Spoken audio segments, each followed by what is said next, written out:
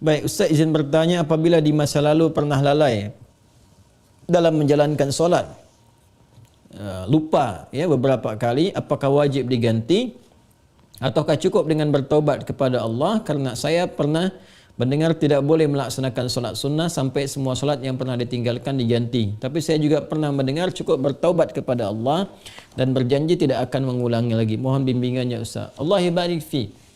Baik.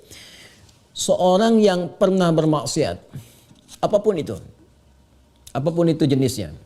Solat itu kan bagian pokok kepatuhan kita, bukti keimanan kita kepada Allah. Quran surah ke-20 Taha ayat ke-14. Ya, solat itu bagian pokok pembuktian iman kita kepada Allah. Innani anallahu la ilaha illa ana fa'budni wa aqimis salata lidzikri.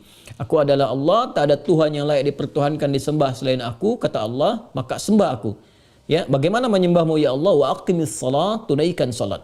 Ya, untuk mengingat aku, kata Allah. Quran surah ke-20 Taha ayat yang ke-14. Ada orang tak solat, ya, tapi dia mengaku beriman, atau dia menunda-nunda solat, ya, atau solat semahunya. Maksiat yang terjadi dari anggota-anggota tubuh pada soalan-soalan yang memang dilarang oleh Allah. Ya, lisan cakap yang baik, dia bercakap tak baik, dia mencela orang lain. Padahal Allah mengatakan, ya ayyuhalladzina amanu la yasraq qaumin qaum. Hai orang-orang beriman, jangan saling mencela. Quran surah 49 ayat 11, ya. Dia mencela, dia bermaksiat. Semua jenis maksiat ni, baik terkait hubungan dengan Allah ibadah atau terkait dengan interaksi sosial dalam kemanusiaan, muamalah, itu cara mengobatinya untuk kembali pada jalur yang benar. Cara pertama adalah dengan bertobat. Quran surah keempat An-Nisa ayat 17. Innamat taubatu 'ala Allahi lilladzina ya'maluna as-su'a bijahalatin thumma yatubuna min qarib. Sungguh taubat yang diterima oleh Allah itu subhanahu wa ta'ala, taubat yang diterima oleh Allah itu subhanahu wa ta'ala adalah taubat dari perbuatan buruk, su.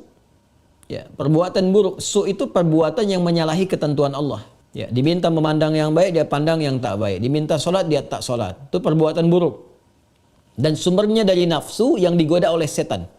Jadi perbuatan su itu sumbernya dari nafsu yang diprovokasi oleh setan, digoda oleh setan, dikuasai oleh setan. Allah tidak berkehendak bila ada hamba satu pun pulang kepada Allah dalam keadaan maksiat, dalam keadaan kotor, maka sepanjang dia hidup diberikan kesempatan untuk taubat. Taubat ini nanti yang berpeluang membersihkan kembali kotoran-kotoran dosa dan menyucikan jiwa-jiwa yang penuh dengan dosa-dosa. Ini taubat namanya.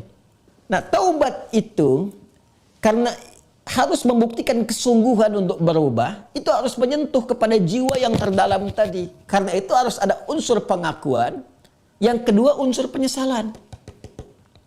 Unsur pengakuan itu secara fitrah akan muncul dengan sendirinya. Karena itu kalau keluar dia di pernyataan, itu Masya Allah, itu sudah hidayah Allah yang sudah masuk ke dalam jiwa. Jangan tinggalkan. Cepat ambil. Nah, yang ketiga, di bagian terakhir, membuktikan perubahan dari hasil taubat itu. Membuktikan perubahan dari hasil taubat itu dengan beramal soleh. Ini salah. Perbuatannya disebut dengan su, ya, dengan segala turunannya. Mata salah, telinga salah, lisan salah sampai ke kaki, itu perbuatan su. Jamaknya sayyiat. Ya, tadi Quran surah ke-4 An-Nisa ayat 17 yang menggunakan su, 18-nya sayyiat. Ayat 17, innamat taubatu 'ala Allahi lilladzina ya'maluna su'a bijahalatin. Ayat 18-nya, wa laysatit taubatu lilladzina ya'maluna sayyiat. Ya, dan seterusnya ayat. Ini yang jelek, saya silang. Lawan dari ini namanya salih, jamaknya salihat. Wal 'asr innal insana lafi khusr illa alladhina amanu wa 'amilus salihat. Man amana wa 'amila amalan salihah. Ini tunggal, ini bentuk jamaknya. Taubat adalah jembatan yang mengalihkan perbuatan buruk ini kepada amal saleh ke sini. Apa kaitan dengan pertanyaan tadi dari saudari kita yang dari Australia tadi? Ya, kaitannya adalah ini bentuknya seperti apa? Apakah harus sama dengan jenis kesalahan yang dilakukan atau berbeda? Yang penting amal soleh saja. Karena ayat-ayat Quran yang mengiringi ini sifatnya memberikan kata umum.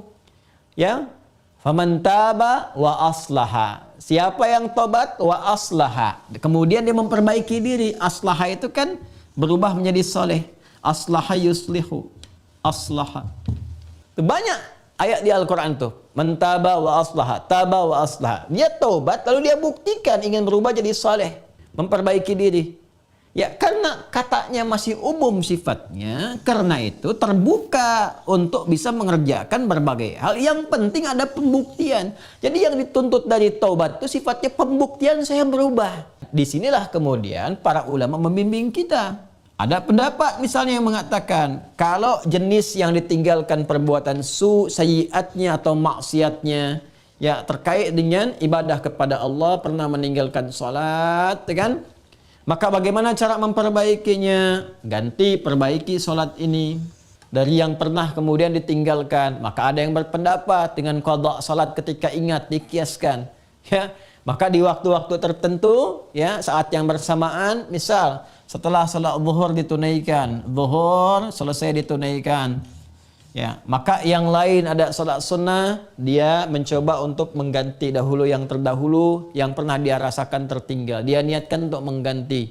Ya, ini di mazhab Syafi'i sangat populer. Ya, maka dia salat kemudian untuk dia niatkan mengganti yang terdahulu.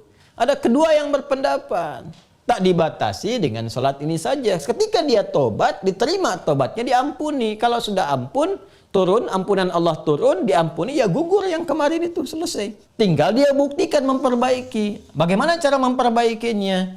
Ya, sesuai dengan keadaan dia yang baru. Kalau dia sudah kerjakan sholat zuhur, ya sudah, selesai sholatnya. Mengganti yang dulu-dulu, perbanyak amalan yang lainnya dengan sholat sunnah. Dia kejar qabliyah zuhurnya, dia kejar ba'diyah zuhurnya, untuk membuktikan kepada Allah bahwa dia telah sungguh-sungguh berubah.